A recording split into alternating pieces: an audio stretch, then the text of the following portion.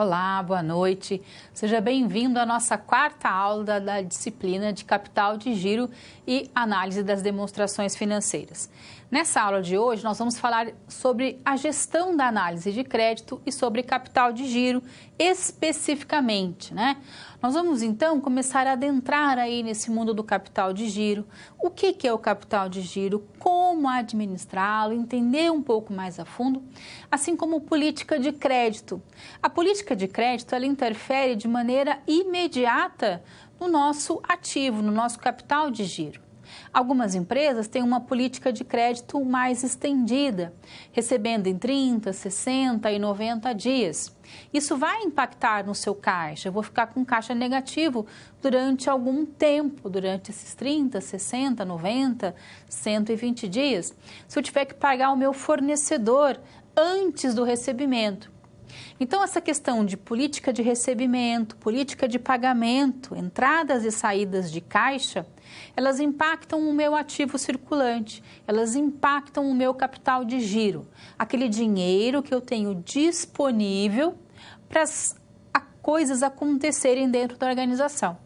É muito importante você se lembrar que quando a gente fala de capital de giro, que é o dinheiro disponível, ele é disponível do montante que está entrando, então, caixa, banco, contas a receber, estoques, menos aquilo que eu tenho para pagar no circulante. Porque tenho entradas e saídas. O dinheiro que sobra entre entradas e saídas é o dinheiro que está em circulação, é o capital de giro. Por isso que é importante. Qual é o capital de giro da empresa? É o caixa, é o banco, é o estoque, é o contas a receber, menos as contas que eu tenho para pagar, as contas a pagar. Bacana? Então vem para cá comigo que a gente vai começar a falar sobre isso. Vamos para o nosso quadro. Aqui nós temos o nosso resumo. Então é importante que você se lembre que nós estamos aqui na nossa unidade 4, não é? De ensino, unidade 4. E o título da nossa aula de hoje é a gestão de análise de crédito e capital de giro. Bacana? Então esses são aí os conceitos que nós vamos estudar hoje. Tudo isso aplicado às questões de capital de giro, análise de crédito, avaliações de risco, avaliações de contas a receber. Então, são assuntos realmente muito importantes. Eu convido você para o nosso estudo. Nessa aula de hoje, nós vamos ser os consultores, né? Olha, experientes consultores, porque já chegamos na nossa aula de número 4. E fomos contratados para ajudar a empresa que vai nos acompanhar nessa aula, que é a organização Casablanca. É uma empresa que atua no ramo de metalurgia e ela quer que a gente auxilie ela em algumas questões de gerência. Para isso, nós vamos desenvolver a análise de capital de giro dessa empresa e formular sugestões a partir dessa análise. As principais sugestões, quando a gente fala de capital de giro, é política de recebimento, política de estoque e política de pagamento. Então, esses são os principais temas que nós veremos. Importante, quando a gente fala das empresas, da gestão financeira, da gestão de capital de giro, é que a gente não tenha esse olhar muito assim, quem trabalha com finanças é o diretor financeiro, é o contabilista, é o economista, é aquele que está na área financeira. Não, todos dentro da organização têm por responsabilidade cuidar do dinheiro, dos recursos financeiros da empresa. Independente da área onde você trabalhe, dentro de uma organização, você vai precisar gerenciar os recursos financeiros. Você vai precisar gerenciar recurso financeiro, por exemplo, uma atividade de monitoramento, de desenvolvimento, de treinamento, dentro da produção, dentro da tecnologia da informação. Então, nós precisamos de recurso financeiro em toda a organização. Então, ela não pode ficar a cargo só da área financeira. A responsabilidade é de todos. E quando nós temos essa responsabilidade, a gente começa a tomar consciência da importância do capital de giro, do dinheiro que é necessário para que a empresa tenha condições de pagar as suas contas em dia, de comprar os estoques, de pagar os fornecedores, de pagar os seus colaboradores, tudo com muito planejamento. Quando é feito antecipadamente, a gente vai ter capital de giro, vai ter dinheiro para pagar as contas. Dentro dessa política, né, de entender o dinheiro dentro da organização, vamos lembrar lá da estrutura do nosso balanço patrimonial. Lá no balanço patrimonial, temos o lado do ativo. É no lado do ativo onde eu tenho o ativo circulante, o dinheiro que está disponível. Do lado do passivo, é do lado, mas é o patrimônio dos sócios, o patrimônio líquido, o PL, que também é recurso, mas é o recurso dos sócios. São esses dois recursos que movimentam uma organização. O dinheiro do patrimônio líquido é o óleo. Sem óleo, um carro acontece o quê? Funde o motor. Então, todo carro, toda empresa tem que ter patrimônio, tem que ter aquilo que é necessário para que ela possa ter o motor em funcionamento. Pois bem, mas um carro anda só com óleo? Não, ele precisa de combustível, ou gasolina ou álcool. A gasolina da empresa é o capital de giro, é o dinheiro para a empresa se movimentar. Então, esses dois recursos são muito importantes dentro da administração financeira e da gestão das empresas como um todo. E é sobre isso que nós vamos falar nessa aula de hoje.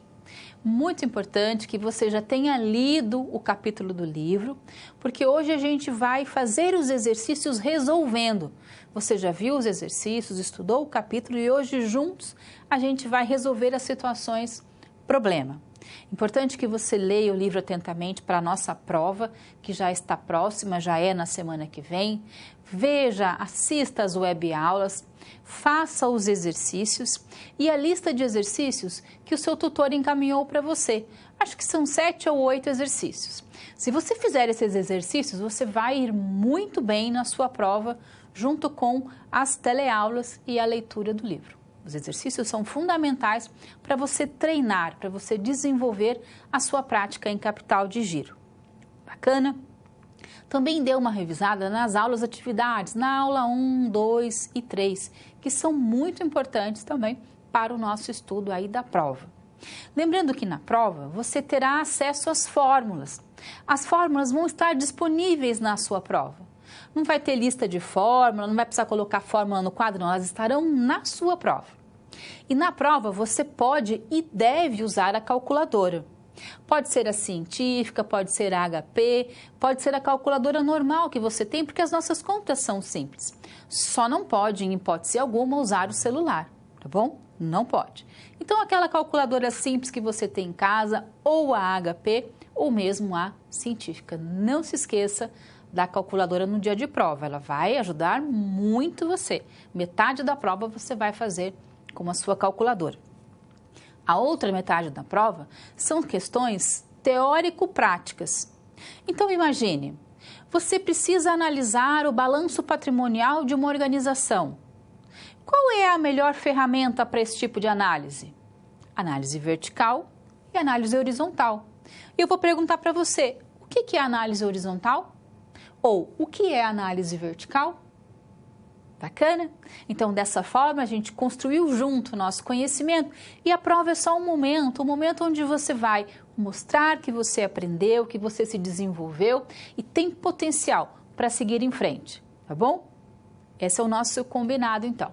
Convido você nesse momento para assistir a nossa aula. Vem comigo para o convite.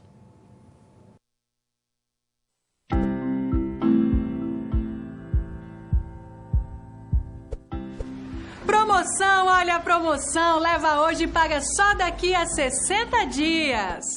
Tem momentos na economia em que a situação não fica fácil para ninguém. Aí, para continuar vendendo, o jeito é facilitar para o cliente e estender os prazos. O problema é que eu, como empresária, não tenho garantia nenhuma de que irei receber esse dinheiro depois. Por isso, não é para qualquer um que eu ofereço essa vantagem. Eu utilizo padrões de crédito. Para criá-los, eu levei em conta os seguintes fatores. Primeiro, eu analisei o risco que é conceder crédito para aquele cliente. Depois, determinei um prazo para o pagamento. Em terceiro lugar, decidi oferecer um descontinho se ele pagar antes do vencimento. Por último, se ele não pagar, aí eu tenho que ser chata e cobrar mesmo. Nada muito insistente no começo, que é para que o cliente volte a comprar comigo. É uma carta aqui, uma ligação ali, mas se mesmo assim não der certo, aí sou mais rígida. Já ouviu aquela frase, para fazer dinheiro é preciso gastar dinheiro? Então, para começar a vender a prazo, tive de investir um pouco também. Não foi simplesmente deixar pagar depois.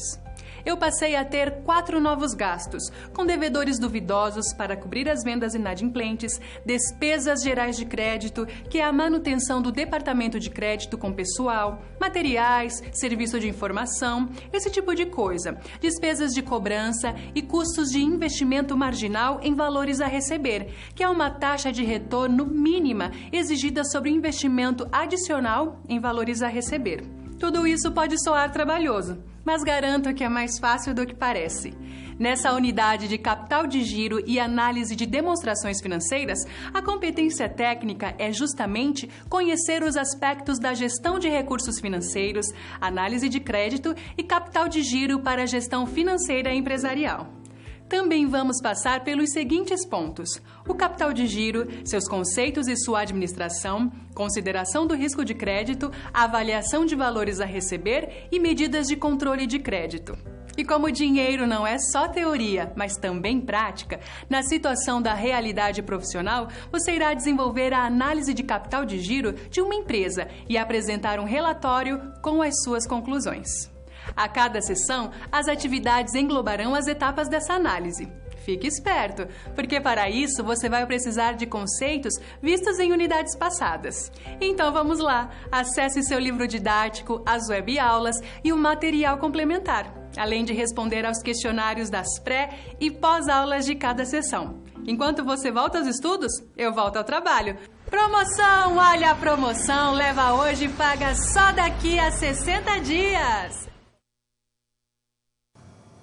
Para que a gente possa ajudar, então, a organização Casa Blanca, é preciso que você se atenha a alguns conceitos prévios, conhecimentos prévios, que a gente chama, que vão nos acompanhar durante toda a aula e também a disciplina. Então, vem para cá para a gente ver quais são esses conhecimentos. Olha só. Temos a TGA, a Teoria Geral da Administração, que nos acompanhou durante todas as aulas. As questões dos fundamentos da economia, da matemática financeira e da contabilidade. Ainda vamos hoje relembrar algumas questões de funções do administrador financeiro, evolução da administração, os fundamentos, análise das demonstrações e os índices financeiros. Ou seja, essa nossa aula de hoje, essa quarta aula, é uma reunião, daquilo que a gente chama de todas as aulas. Então, esses conhecimentos são importantes. Às vezes você fala assim, mas isso foi na aula passada. A gente está construindo um pensamento. Então, quando a gente fala, por exemplo, de índices, de análise, já vimos ciclo operacional, já vimos ciclo econômico, ciclo financeiro, tudo isso vai acompanhar hoje a nossa aula. Para que a gente possa acompanhar bem, ajudar a organização Casa Blanca, vamos relembrar aquilo que vocês já estudaram no nosso livro. Vamos levantar a situação que é aquela que gera para nós um aprendizado, a situação da Casa Blanca. Vamos lá? Vem comigo. Então, pensando a nossa aula, situação geradora de aprendizagem. Hoje nós vamos desenvolver a análise de capital de giro da Casa Blanca. E vamos fazer isso em 4 etapas. Na SP1, vamos falar sobre os conceitos básicos de capital de giro e sua relação com o ciclo operacional. Na SP2, vamos falar sobre investimento e financiamento de capital de giro. Já na SP3, avaliação de riscos de crédito. E na seção 4, na SP4, conhecer a avaliação das contas a receber. Tudo isso é importante que a gente relembre algumas questões. Primeiro, nós vamos calcular o ciclo operacional e o ciclo financeiro da empresa. Você já sabe o que é o ciclo operacional, já sabe o que é o ciclo financeiro, já sabe também o que é o ciclo econômico, não é isso? Então, nós vamos calcular esses dois ciclos. Nós vamos ainda calcular a necessidade de investimento em giro da empresa e, por fim, vamos fazer uma análise geral sobre a administração financeira ou gestão financeira de curto prazo da empresa. Quando falamos de curto prazo, estamos falando de capital de giro, estamos falando de ativo circulante. Para que a gente possa, então, construir, né, esses três cálculos do ciclo operacional, financeiro, do capital de giro, vamos relembrar algumas informações importantes acerca da Casa Blanca. Esse é o nosso balanço patrimonial da Casa Blanca. Você tem ele disponível no seu livro e tem disponível agora no slide. Separe este slide porque ele vai nos acompanhar durante toda a aula. Essas informações são muito importantes. Então, ou de posse dessas informações do seu livro ou com esse slide que vai nos acompanhar. Então, nós temos informações do ativo circulante, do passivo circulante, né, da Casa Blanca, correspondendo aí ao ano, por exemplo, de 2000 e 2001. 2000 e 2001, podia ser 2010 e 2011, 2020 e 2021. Vamos trabalhar com 2000 e 2001, tá? E aí, total do ativo, total do passivo, total do ativo, total do passivo. E também tem algumas informações que são muito importantes a respeito de compras, o valor de compras de 2000 e 2001, CMV, custo da mercadoria vendida, e o valor das vendas, 13 mil e 59 mil. Então, esses são dados essenciais que vão nos acompanhar durante todo o trajeto da nossa aula, tá? Então, você agora vai se considerar esse consultor da Casa Blanca e eu vou propor para você 4 situações que a empresa está colocando. Eu hoje vou ser a Casa Blanca e você é o consultor. Então, eu vou colocar as situações para você e você vai junto comigo atendendo a solicitação. Olha que bacana. Vamos começar? Então, vamos para o nosso primeiro desafio, SP1. Olá! Você já pensou no dia a dia da carreira que você escolheu seguir? Bom, para ter uma ideia dos desafios da sua área, agora você vai procurar soluções para situações problema. Para prosseguir, primeiro é necessário ter estudado e finalizado a sua pré-aula, já que é nela que você encontra os conceitos e as teorias da disciplina. Feito isso, você vai conhecer a sua primeira SP e vai identificar onde a situação se passa, quais agentes estão envolvidos e quais são os recursos disponíveis. Com essas informações, você vai problematizar o contexto apresentado para então solucionar o desafio. Preparado para começar a SP1? Então boa sorte e até mais!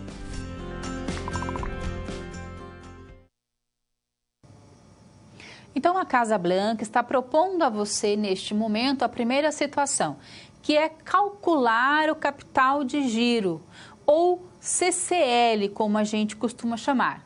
Então, vamos entender essa situação problema. Vem para cá. Olha só, capital de giro.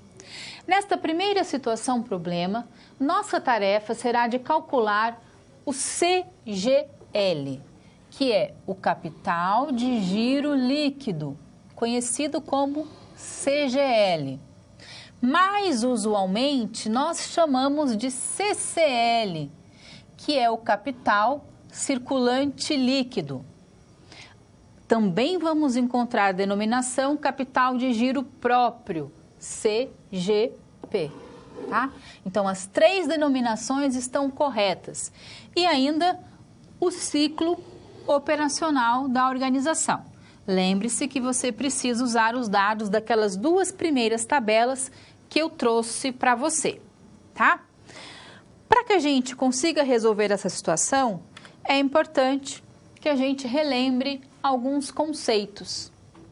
O ativo circulante, passivo circulante, balanço patrimonial e PL, patrimônio líquido. Então, vamos relembrar, não é? O que é o nosso ativo circulante? É o dinheiro que está em circulação dentro da empresa. O que é o dinheiro disponível, que é o termo correto, em circulação dentro da empresa? Dinheiro disponível, dinheiro líquido, dinheiro rápido, dinheiro em caixa, em banco, contas a receber e os estoques.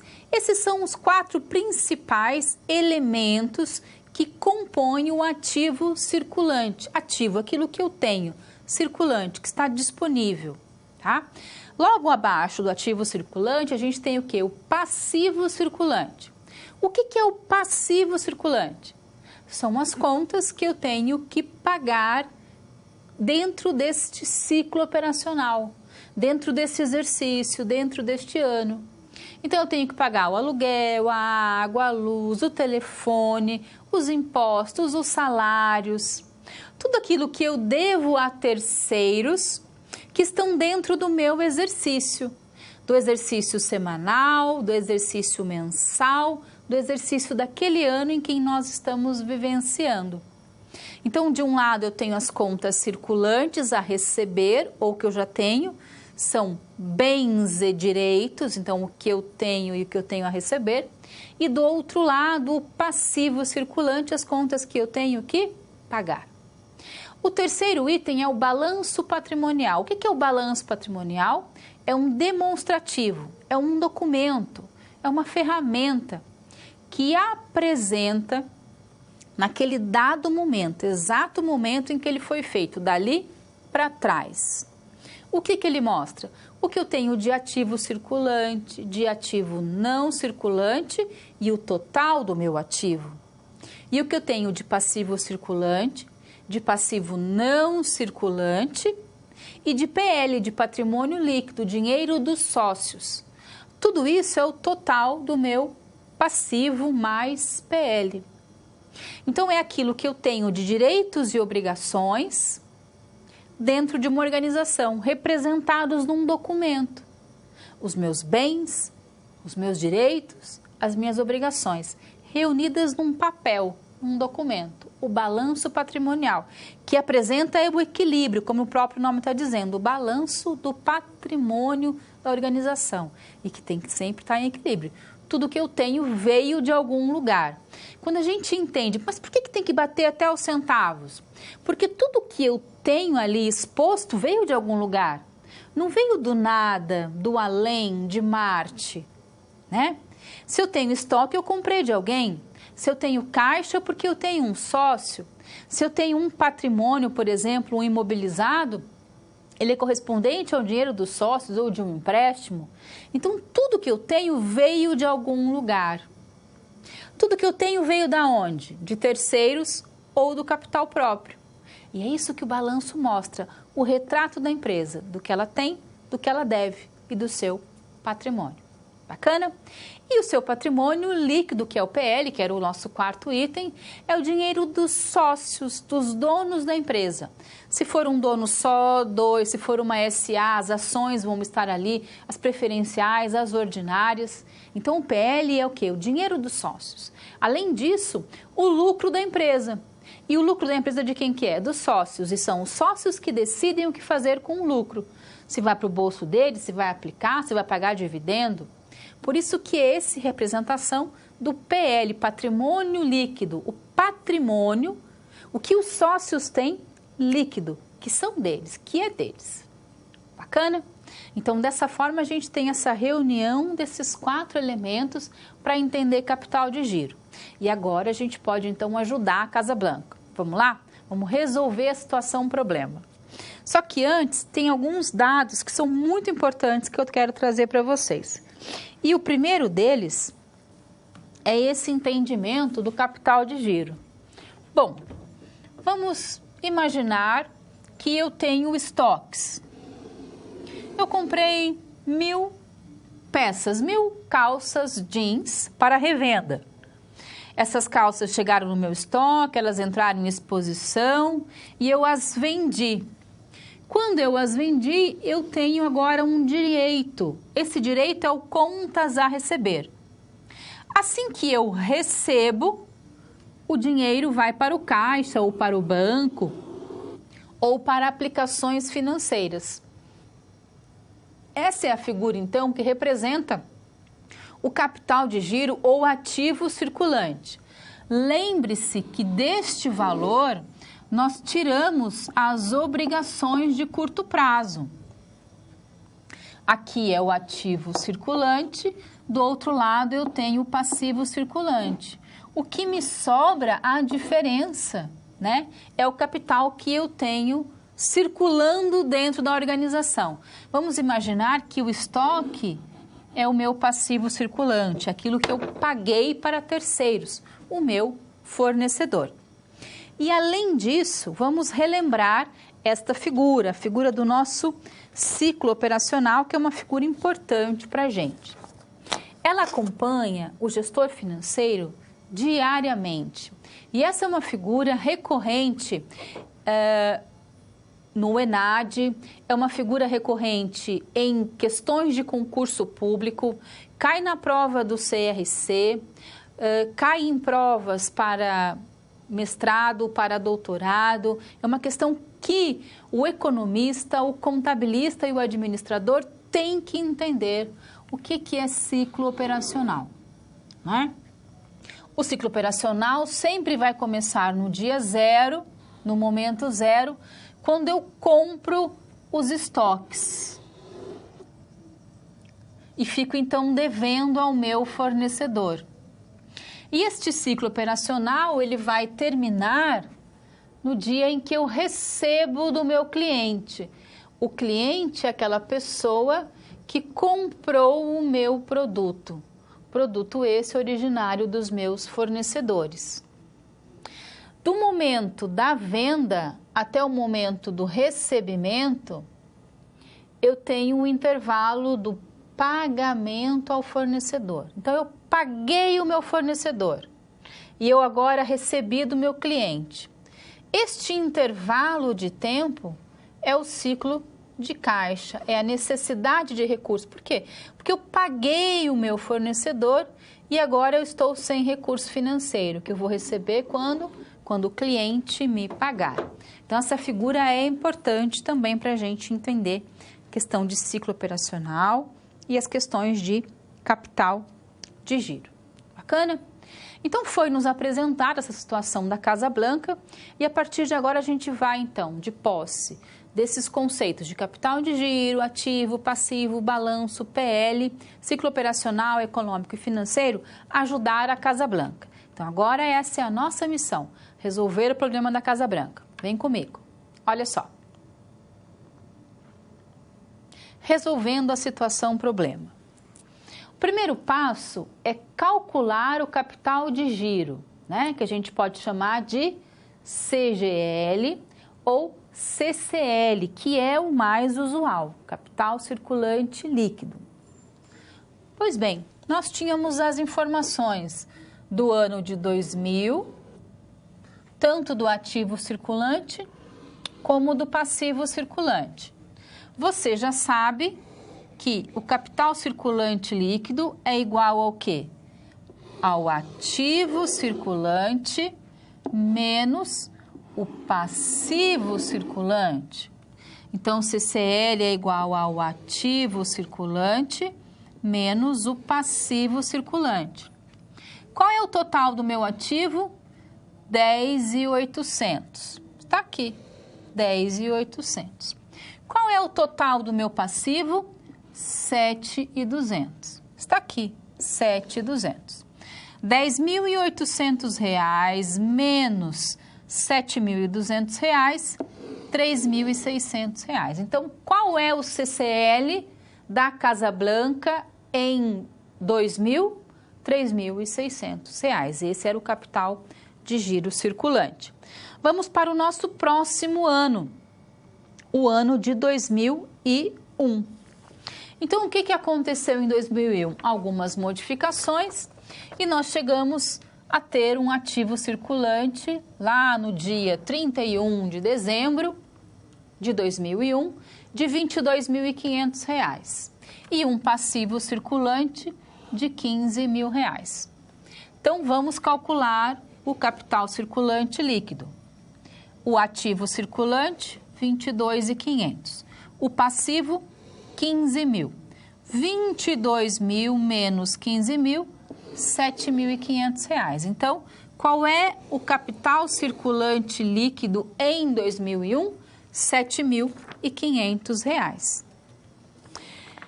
Também foi pedido para a gente calcular o capital de giro próprio, só que nós não temos esses dados, né? Então, como nós não temos esses dados, a gente não precisa calculá-lo, correto? Vamos então analisar as informações. A empresa tem um capital circulante líquido positivo nos 2 anos estudados, não é? Ela tem no primeiro ano 3.600 e no segundo ano 7.500. Então, ela tem um CCL, um capital circulante líquido positivo nos 2 anos, no ano de 2000 e 2001. Mas houve aumento significativo em 2001, não é? Então, ele pula lá, bem expressivamente, de 3.600 para 7.500. É bastante, o capital circulante aumentou muito. E parece ter havido um aumento significativo das vendas decorrente da alteração de política de crédito. Por que política de crédito interfere nas vendas? Porque eu vou fazer formas de pagamento diferenciadas, vou aumentar a capacidade de pagamento do meu cliente, vou fazer mais promoções, eu aumento então as minhas vendas, que eram de 2.800 em 2000, pularam para 11.000 em 2001. Só para voltar bem rápido, para você relembrar onde é que estão essas informações, né? Então, lembra o nosso quadro? Esse quadro é bem importante e ele vai nos acompanhar, tá? Pois bem, então, nossas contas a receber aumentaram de 2.800 para 11.000. Continuando, agora nós vamos para a próxima informação, que é calcular o ciclo operacional e o ciclo financeiro que nos foi solicitado, que nos foi pedido. Ciclo operacional e o ciclo financeiro. Vamos relembrar que para isso eu preciso saber o prazo médio de estocagem, o prazo médio de recebimento e o prazo médio de pagamento. Essas 3 informações são vitais para a gente calcular aí os ciclos. Então, vamos ao primeiro. Prazo médio de estocagem. Então, você foi lá no estoque médio, né? Lá da nossa empresa, e viu que o estoque era no ano 2000, era de 2.000 e no ano 2001 de 4.500.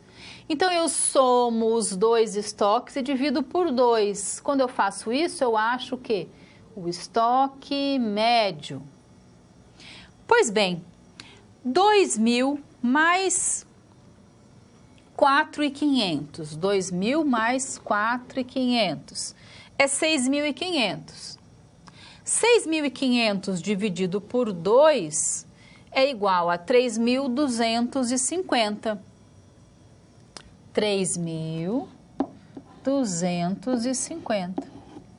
3.250 dividido por 16.800 é igual a 0,19. 0,19 eu vou multiplicar por 360, que são os dias do ano. Sempre que a gente for calcular PME, esses prazos, eles são em dias. Se eu quero em meses, eu vou multiplicar por 30, tá? Como eu quero em dias ao ano, são os 360. 0,19 vezes 360, 69,64 dias. E a gente vai trabalhar aqui com um arredondamento para ficar mais fácil. 69,64 dias é quase 60 dias. Então, eu vou dizer que o nosso prazo médio de estocagem é de aproximadamente 70 dias. Agora, o prazo médio de recebimento.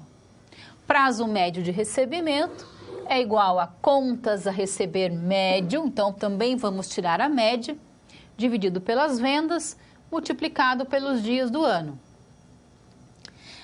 As contas a receber em 2000 era de 2.800, em 2001 de 11.000. 2.800 mais 11.000, 13.800. 13.800 dividido por 2, né? Ó, dividido por 2 é igual a 6.900. 6.900 dividido por quanto? Aqui, ó, 59.000. Quanto que dá? 0,12. 0,12 vezes 360, 42 dias. Aproximadamente 42 dias. Continuando, a gente vai agora para o nosso prazo médio de pagamento. Mesma coisa, fornecedores, a média era de 3.000 no ano 2000 e de 4.000 no ano 2001. A gente vai tirar a média. 3.000 mais 4.000, 7.000. 7.000 dividido por 2, 3.500. 3.500 dividido por 15.900 dá 0,22 vezes 360, 79,25, 80 dias, tá? Então, com essas informações, a gente pode agora calcular os dois ciclos. Primeiro é o operacional. Vamos relembrar a fórmula? Ciclo operacional é igual ao prazo médio de estoque, prazo médio de recebimento. Achamos o de estoque, 70 dias. De recebimento, 42. 70 mais 42, ciclo operacional de 112 dias. Ou seja, do recebimento da matéria-prima até o recebimento das vendas, ela precisa desse prazo de 112 dias. Correto? Então, esse é o nosso ciclo operacional. Vamos agora ao ciclo financeiro. Nosso, então, ciclo financeiro. Ciclo financeiro, a gente sabe que é igual ao ciclo operacional menos o prazo médio de pagamento. Lembrando que ciclo financeiro é aquela necessidade de capital de giro. Ciclo financeiro, então, é igual ciclo operacional, 70 dias. Prazo médio de pagamento, 42. 70 mais 42, menos aquele prazo que eu tenho, né, de 80 dias, que é o prazo médio de pagamento, 80. 70 mais 42 menos 80, 32 dias. Então, o ciclo financeiro é de 32 dias. Esse é o prazo que ela precisa financiar as suas operações. Por quê? Porque ela precisa pagar os seus fornecedores 32 dias antes do recebimento das vendas.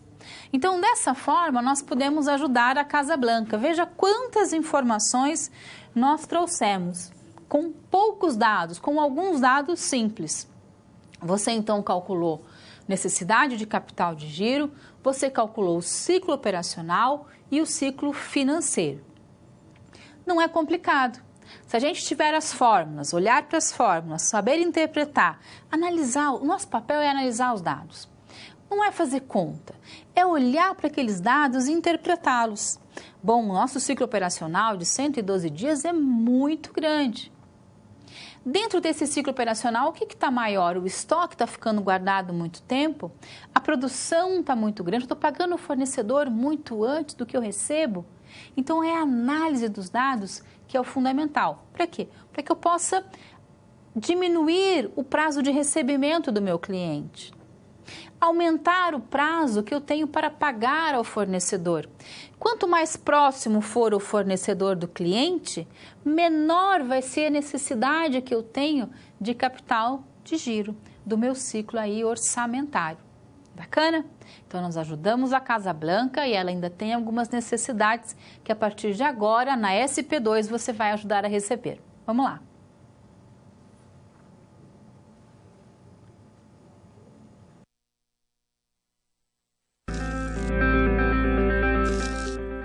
E aí, conseguiu encontrar uma solução satisfatória para a SP1? Como você pôde notar, o desafio apresentado tem como base situações comuns da realidade de mercado. Eles são elaborados a partir de informações de empresas, experiência dos professores e acontecimentos do cotidiano. Isso significa que antes mesmo de você se formar, além de todo o conhecimento teórico, você já está em contato com a realidade do seu futuro profissional. Ah, e caso surja alguma dúvida, acesse o fórum e envie a sua pergunta, ok? Confere agora a SP2.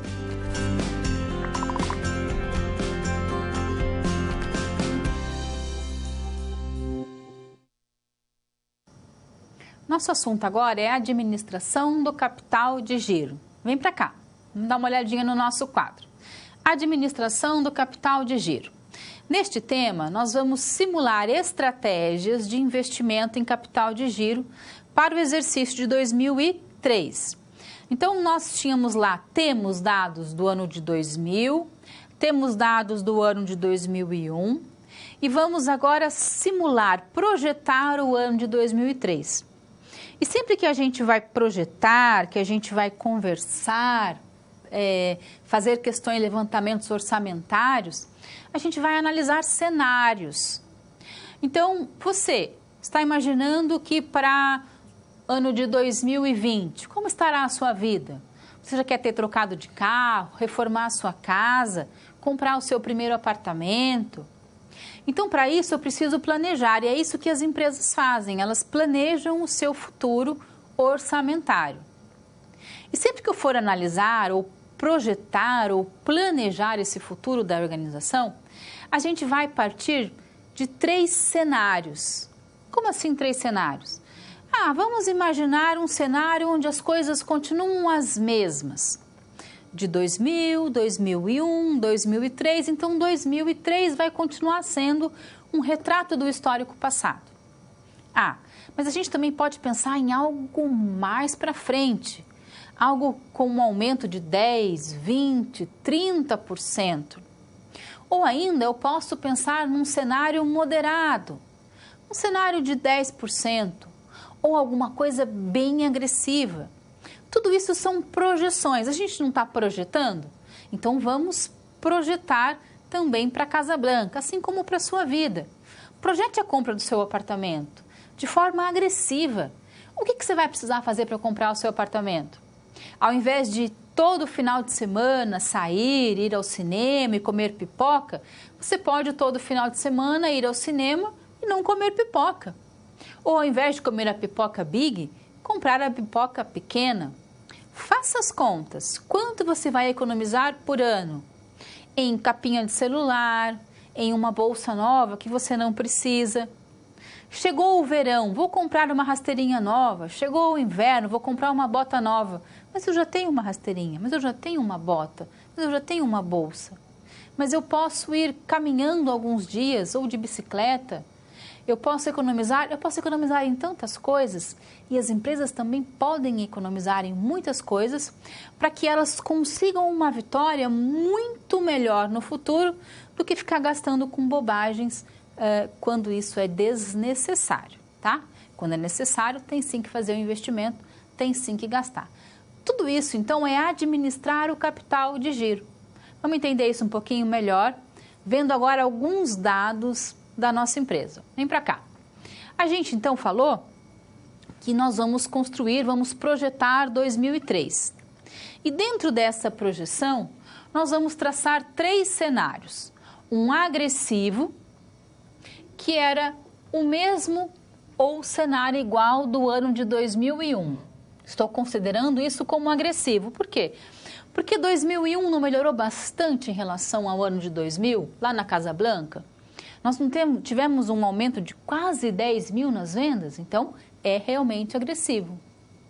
Já num cenário moderador, um aumento de 20%. E um cenário conservador, um aumento de 40%. Ativo não circulante de 26 mil.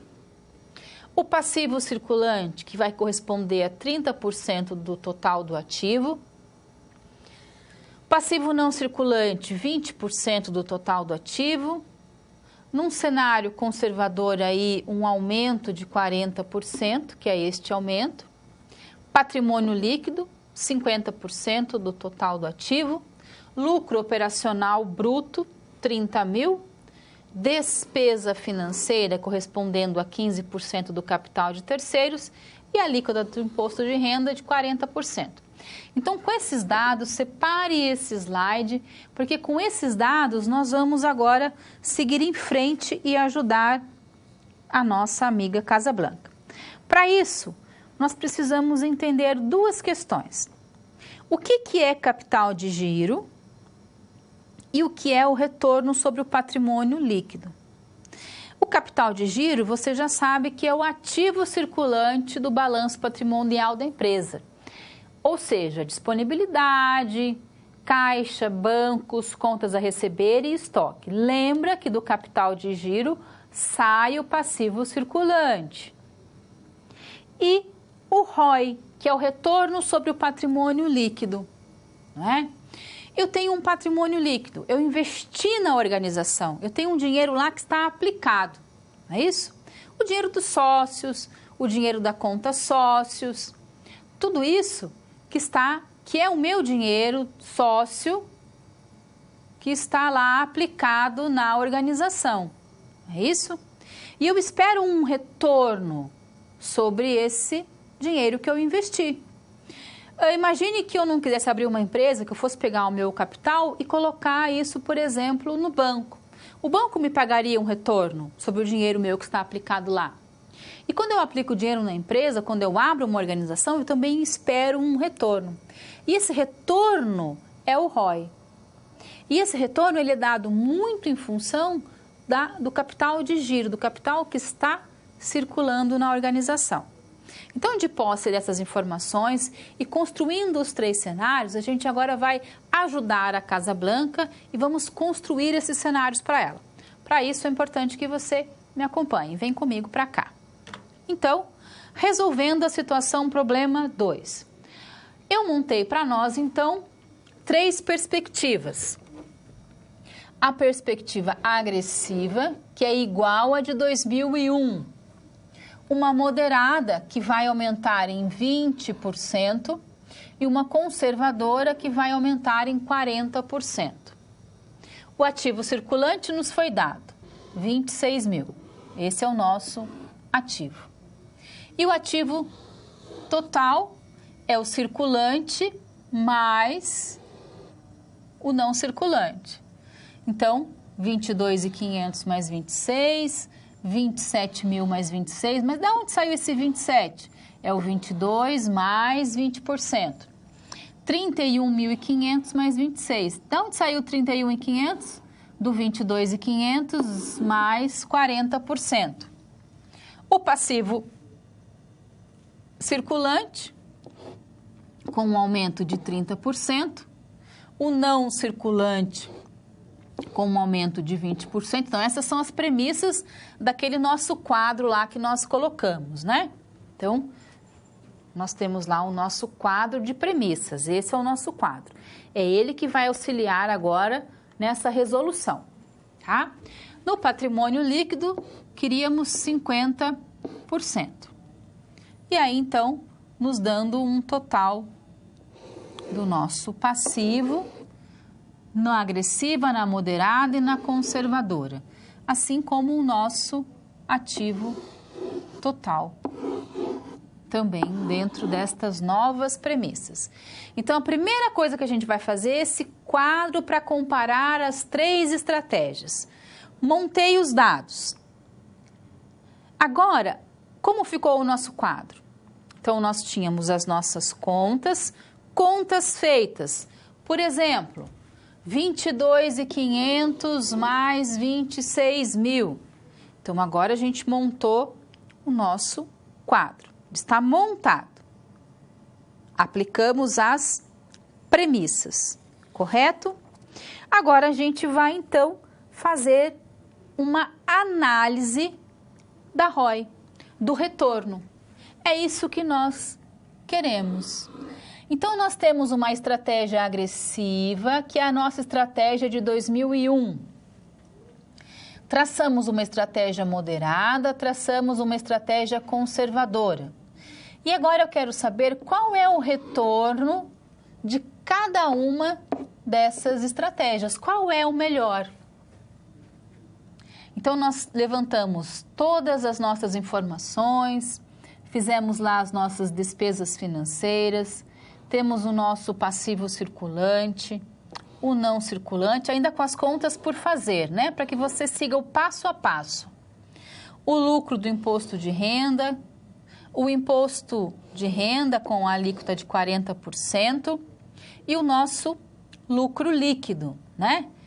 Que é o total aqui dos 26.362 menos os 10.545. Ó, só para você relembrar, esses são os dados, correto? Então, agora nós podemos fazer o nosso retorno.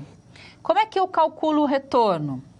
O retorno vai ser o meu lucro líquido, 26.363 menos 10.545 é quanto? R$ 15.817,50.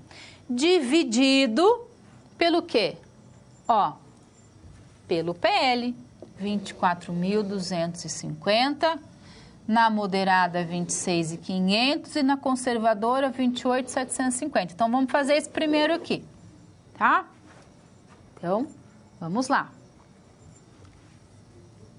Lucro líquido, 26.363 menos 10.545 igual a R$ 15.817,50, dividido pelo PL, 24.250, que nós acabamos de ver.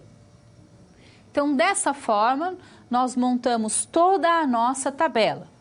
Ela resolvida fica da seguinte forma.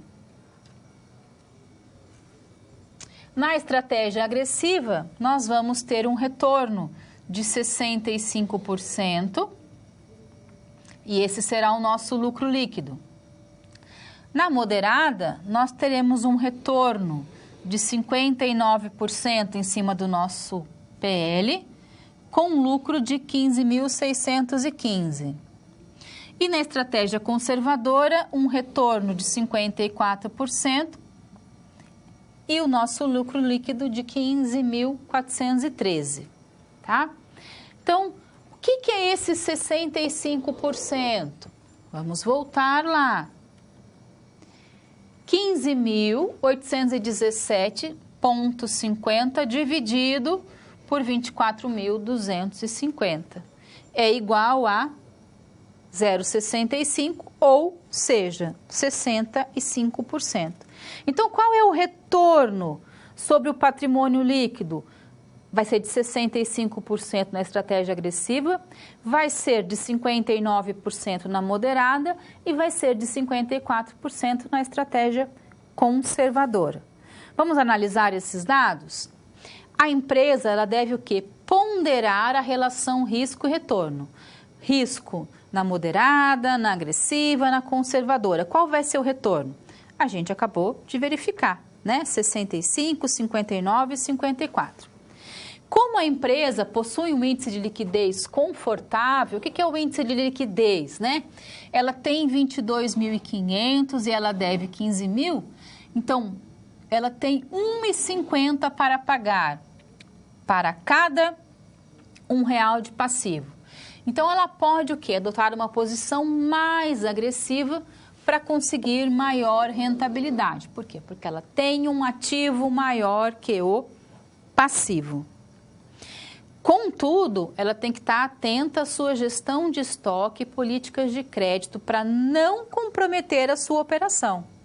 Porque a gente viu que o seu ciclo operacional ele é bem extenso.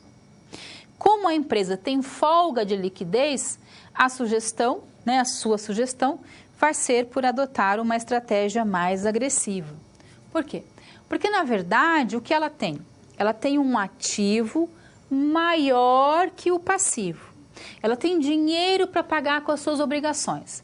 Já que ela vai conseguir pagar as suas obrigações em dia, com folga, com dinheiro sobrando, ela pode arriscar, ter uma estratégia mais agressiva, porque a rentabilidade é bem maior. Só que é preciso ficar atento nessa ideia do ativo e do passivo. Como assim ficar atento?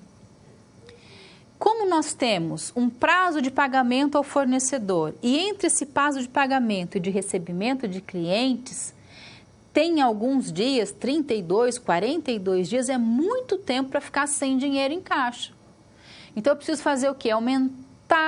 Tentar aumentar o prazo de pagamento do meu fornecedor e diminuir um pouco o prazo de pagamento aos clientes. Dessa forma, esse intervalo vai ser menor, vai ser mais próximo. E aí eu vou ficar mais tranquilo ainda para adotar uma política agressiva. Bacana? Mas você, como consultor, tem mais tarefas. Então, vamos para a SP3. Vem comigo.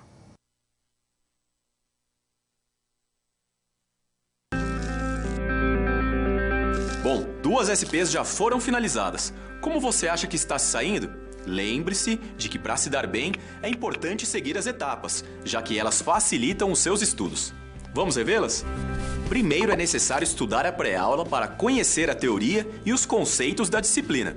Em seguida, leia a SP com atenção para conhecer e interpretar a situação exposta.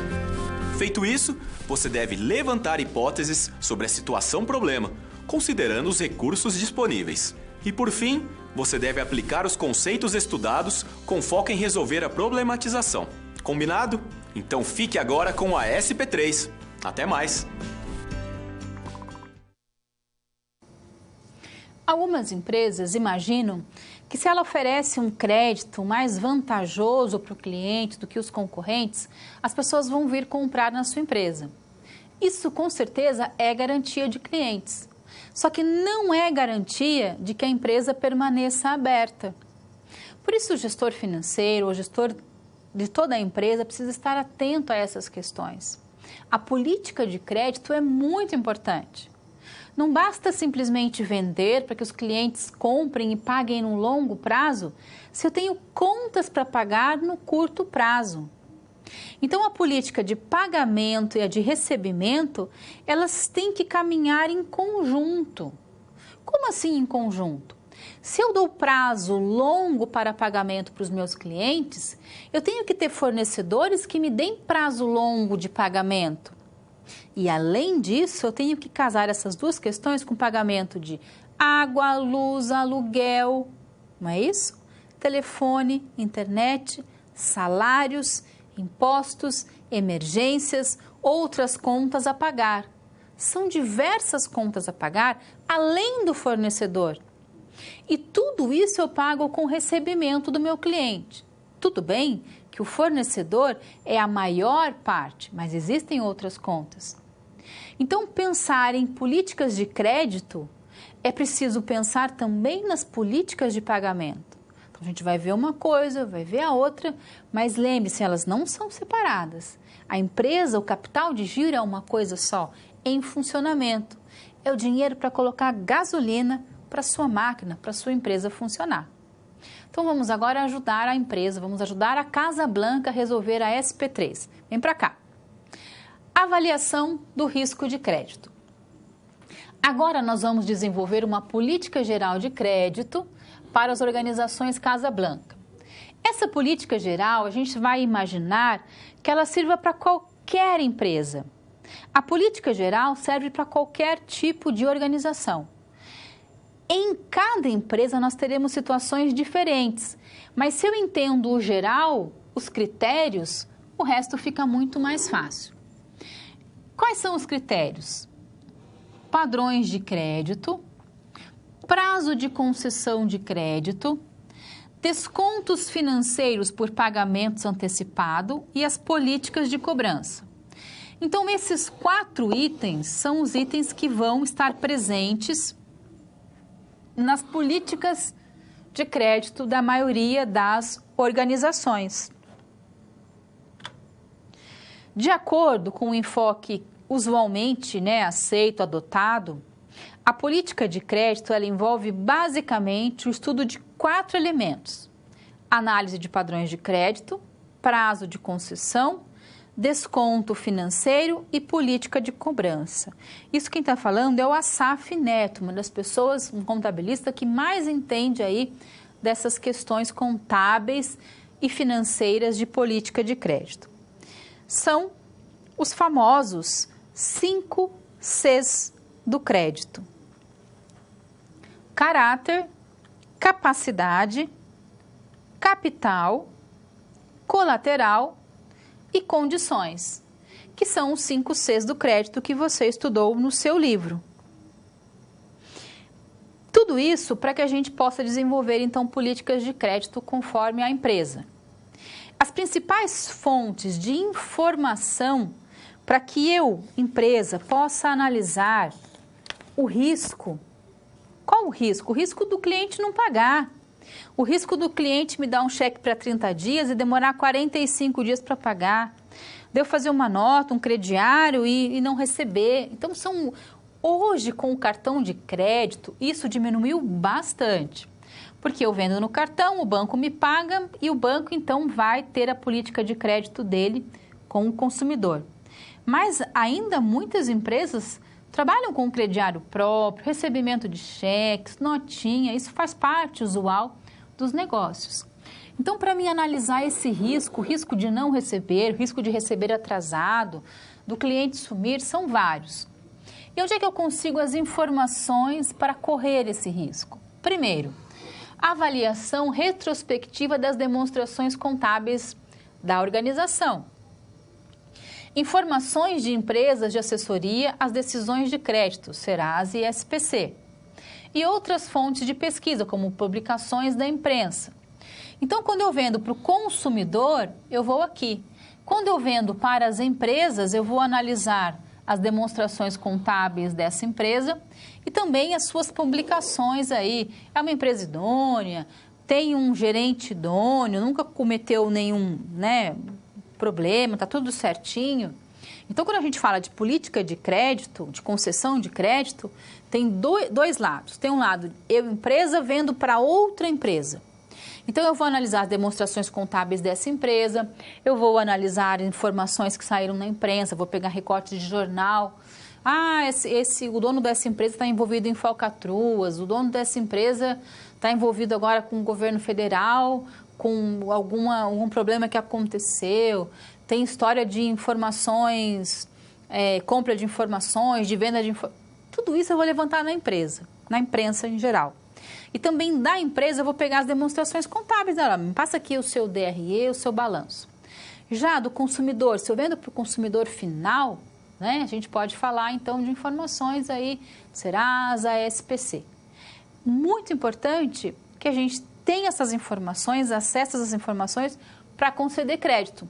Eu não posso simplesmente desenvolver uma política de concessão de crédito sem investir dinheiro. Para mim fazer dinheiro, eu tenho que investir dinheiro. Bacana? Isso é uma regra básica também da gestão financeira.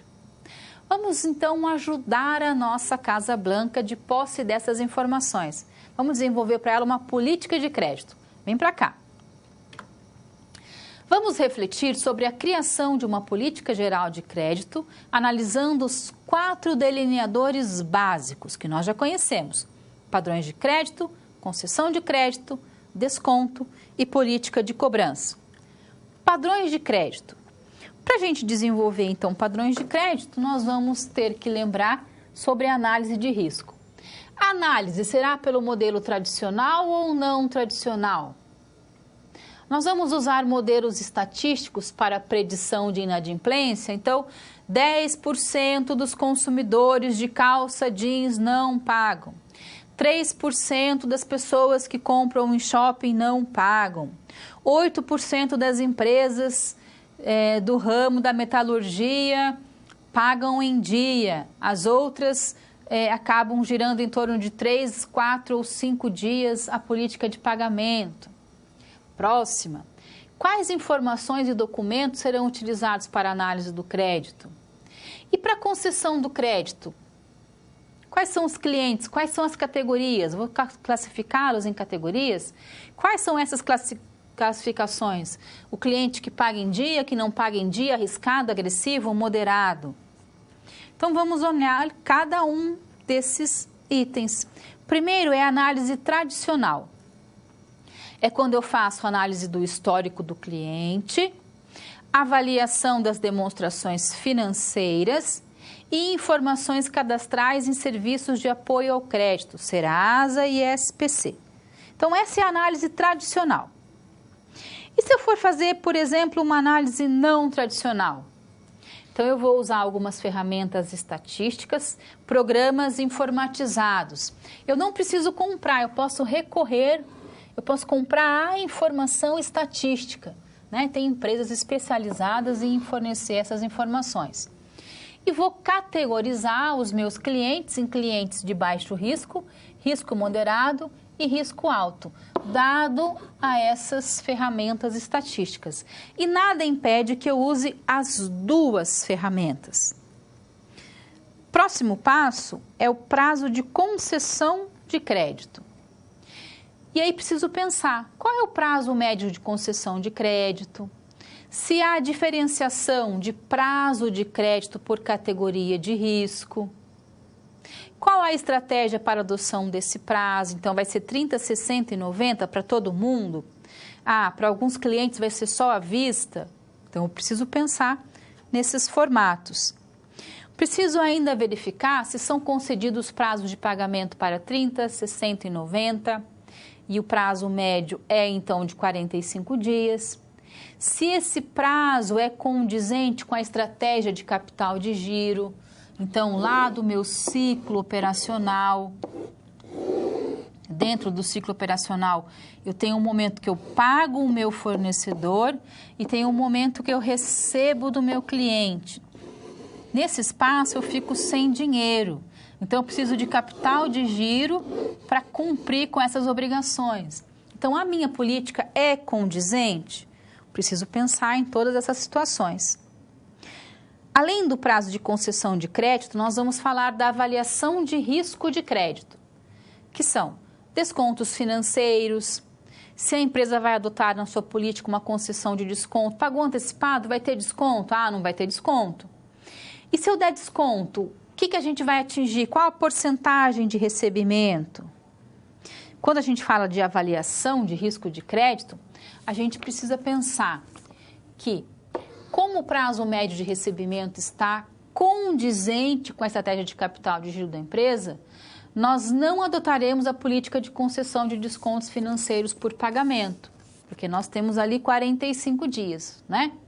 Mas vamos fazer o quê? Um monitoramento do prazo médio de recebimento, que é constante, e os descontos somente serão utilizados se esse prazo for maior que 45 dias. Por quê? Porque vai comprometer o nosso capital de giro.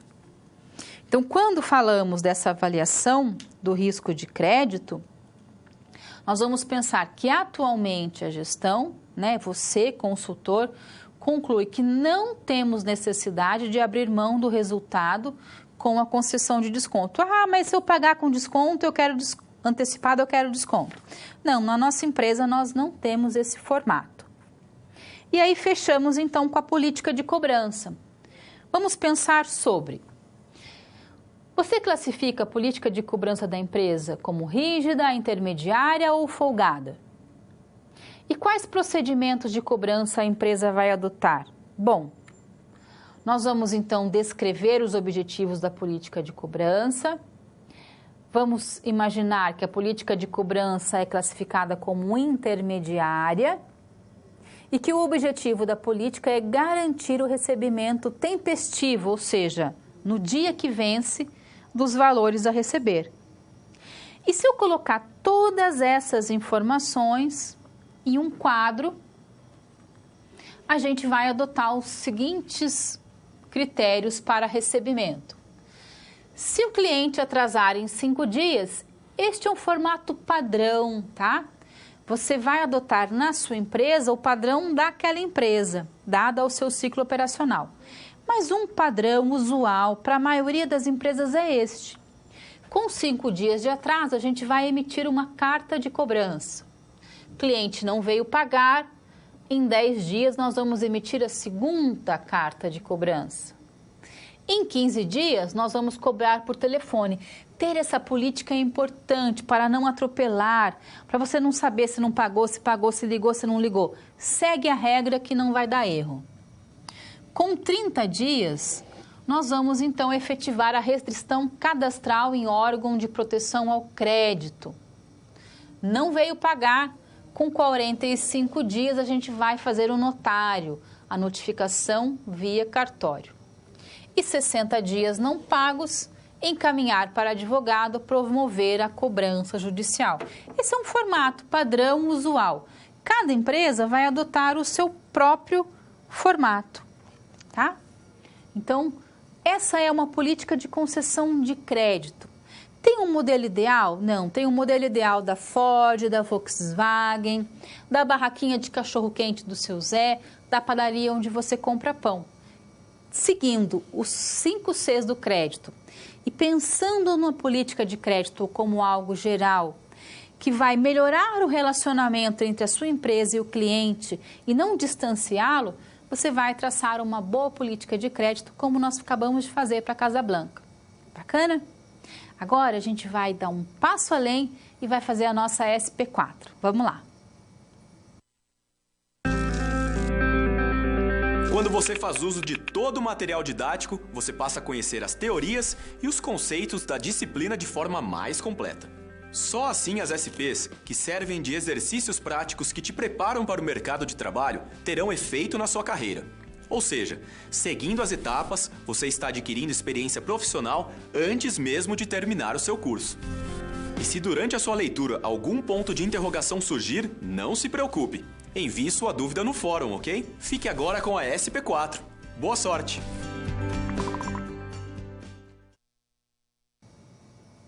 Agora nós vamos falar dos valores a receber. Olha quanta coisa a gente já estudou. Nós falamos de ciclo operacional, ciclo de caixa, ciclo financeiro, ciclo econômico, capital de giro, prazo médio de estocagem, prazo médio de recebimento e prazo médio de pagamento. Tudo isso agora para compreender como eles interferem tanto na nossa política de pagamento como de recebimento. Vamos lá, vem para o 4. Então, avaliação dos valores a receber. Nessa sessão, nós vamos realizar uma análise da gestão de valores a receber. Vamos calcular o aging da carteira de valores a receber e a DVR, que são os dias de vendas a receber, e ainda a variação do saldo de valores a receber. Pois bem, mas o que é esse aging e o que é essa DVR? Nada muito complicado. O aging é uma medida de estudo cronológico. Olha que legal. Uma medida de estudo cronológico. Gestão financeira nada mais é do que olhar para o passado para planejar o futuro. Olhar para o passado para planejar o futuro. Então, quando falamos de aging, ela é uma medida de estudo cronológico dos valores a receber ou a pagar mantidos por uma empresa. E a DVR, é a relação entre os valores a receber e as vendas diárias médias. O resultado mostra, em média, quantos dias das vendas que foram realizadas no ano ainda não foram recebidas. A DVR é igual aos valores a receber no final do período, dividido pelas vendas médias diárias do período. Lembrando que a fórmula, quando necessária, ela vai estar aí presente para você. Quando falamos de política de recebimento e pagamento, o pessoal sempre pensa lá no tal do score do Banco Central, né? A política de crédito. Bom, como é que funciona isso, né? Se você quiser, por exemplo, aumentar o score da sua empresa, aumentar o score pessoal, o seu, o que é o importante? É o pagamento tempestivo em dia das suas contas. Ele é um dado estatístico. O Banco Central, o Banco do Brasil, o Santander, ele não sabe que a Alessandra não paga as contas em dia. Quem sabe é um programa estatístico. E como é que eu consigo aumentar o meu score? É muito fácil. Você deve colocar as suas principais contas em débito automático: água, luz e telefone. Essas são as 3 principais contas. Às vezes, se você não paga uma conta bem alta, não paga aquele valor, atrasa, como ela é uma conta, às vezes, que não faz parte do usual e não fazem parte da conta padrão, não interfere muitas vezes no seu score, não. O que vai interferir é pagar em dia.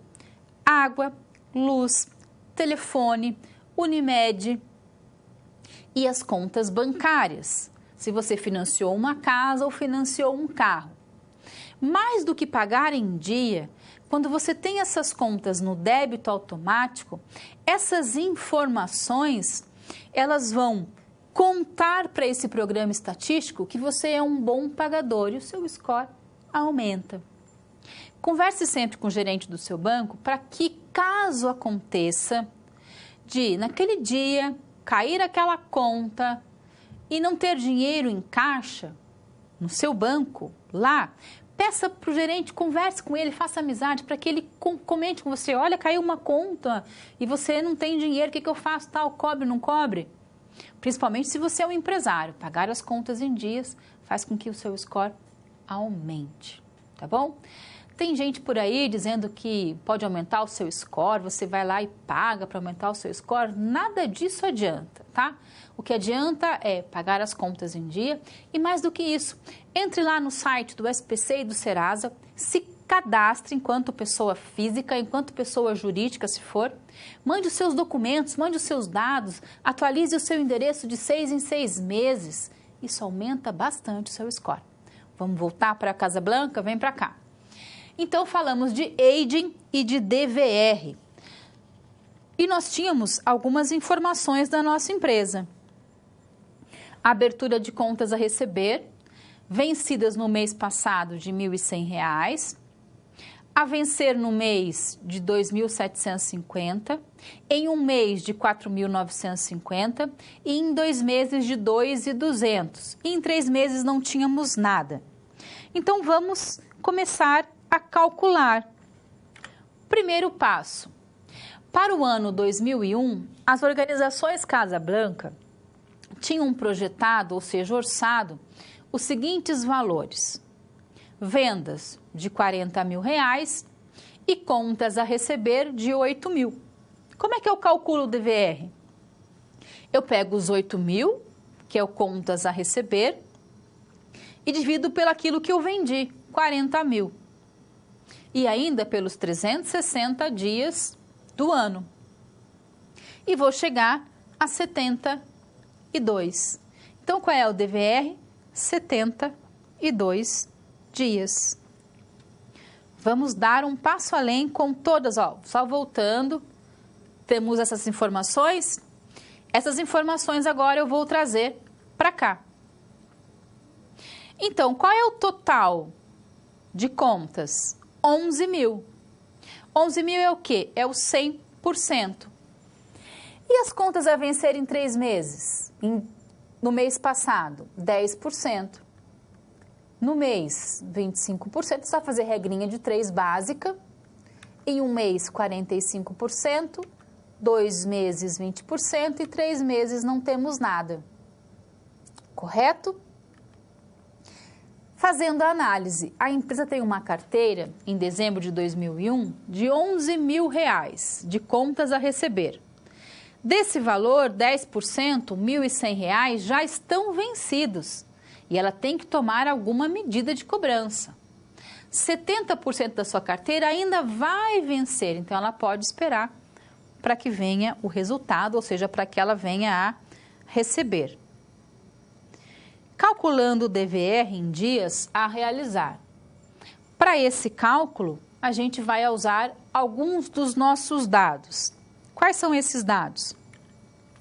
O contas a receber de 2.000, que foi 2.800, e de 2001, que é 11.000. Tivemos vendas em 2000 de 13.000 e em 2001 de 59.000. Então, vamos agora calcular o DVR de 2000 e o DVR de 2001. Sempre lembrando dos 360 dias do ano. Então, o DVR em 2000 foi de 77,54 dias e o DVR em 2001 de 67,12, ou seja, diminuiu. Então, isso já foi alguma coisa que a empresa começou a pensar lá na frente. Analisando, o número de dias de vendas a receber, que era de 78, caiu para 67. Ou seja, é um indicador positivo e pode ser atribuído à melhor performance da política de cobrança da empresa. Analisando isso mais a fundo, nós vamos ver aqui os nossos contas a receber. Nós orçamos em 8.000, recebemos 11.000. Qual foi a variação? De 3.000. A variação ocorreu devido a R$ 600 de venda e 2.400 de cobrança. Onde que eu achei esses 600 dessa variação?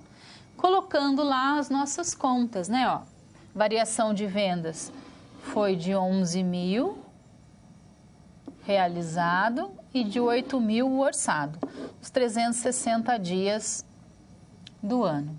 Então, eu chego aqui na formulação da diferença de R$ 600. Bacana?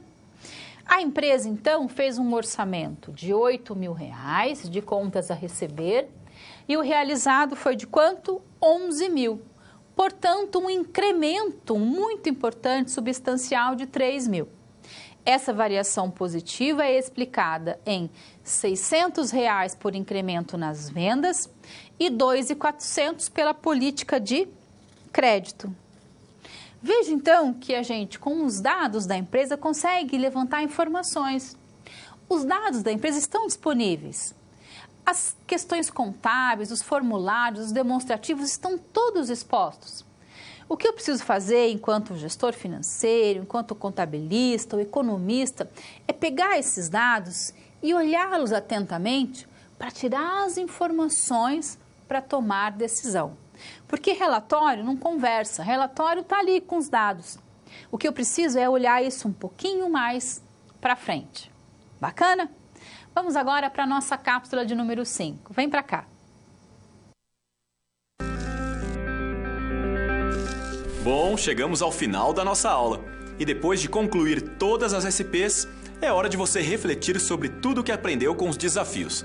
Vamos lá? Primeiro, ficou claro que o conhecimento vem ao fazer uso do material didático disponível no ambiente virtual do aluno. Isso inclui fazer a pré-aula, assistir aos vídeos, ler os textos e acessar as web-aulas.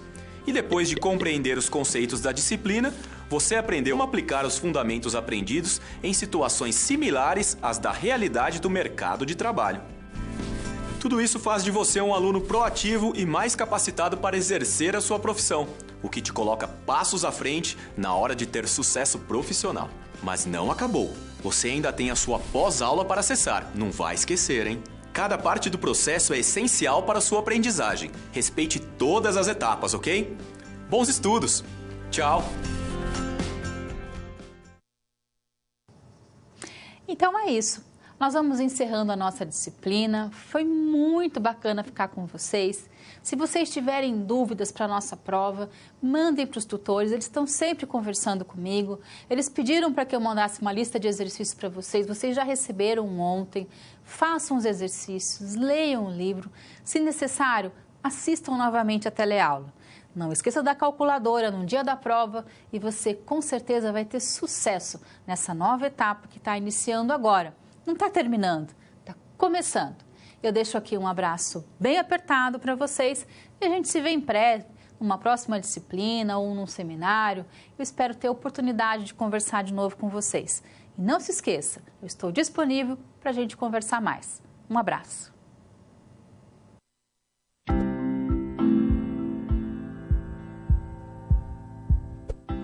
Olá! Estamos chegando ao fim da 4ª unidade de Capital de Giro e Análise de Demonstrações Financeiras. Ao longo das sessões, trabalhamos diversos objetivos de aprendizado, sendo eles: na seção 1, a aplicação dos conceitos básicos de capital de giro, o entendimento da relação desse com o ciclo operacional e como calcular o capital de giro líquido e o ciclo financeiro. Na seção 2, entender os conceitos e aprender a avaliar estratégias de investimento e financiamento de capital de giro. Já na 3ª sessão, o propósito era analisar os padrões de crédito e os prazos de concessão, ver como são dados os descontos financeiros por pagamentos antecipados e como podem ser estipuladas as políticas de cobrança. Por fim, podemos entender as principais medidas financeiras de uma política de crédito e suas medidas de controle. Se eu bem me lembro também, você deveria, através das situações problema de cada sessão, desenvolver um relatório com a análise de capital de giro da organização Casablanca. Você deveria começar na SP1 calculando os capitais de giro líquido e próprio e os ciclos operacionais. Fácil, já que nessa unidade foram apresentadas as fórmulas necessárias para isso. Na SP2, sua tarefa era simular estratégias de investimento em capital de giro, sendo uma conservadora, uma moderada e uma agressiva, além de calcular o retorno projetado para cada uma destas estratégias.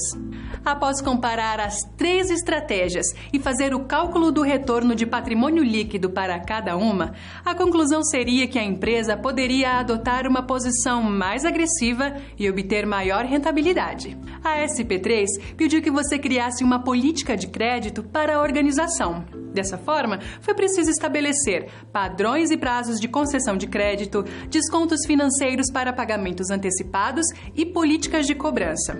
Por fim, a última SP te deu a missão de analisar a gestão de valores a receber, através do cálculo do aging dessa carteira, o DVR e a variação do saldo de valores a receber. Com essas análises, o resultado final foi de que a empresa deveria tomar alguma medida de cobrança. Após isso, seu DVR seria reduzido e as vendas cresceriam.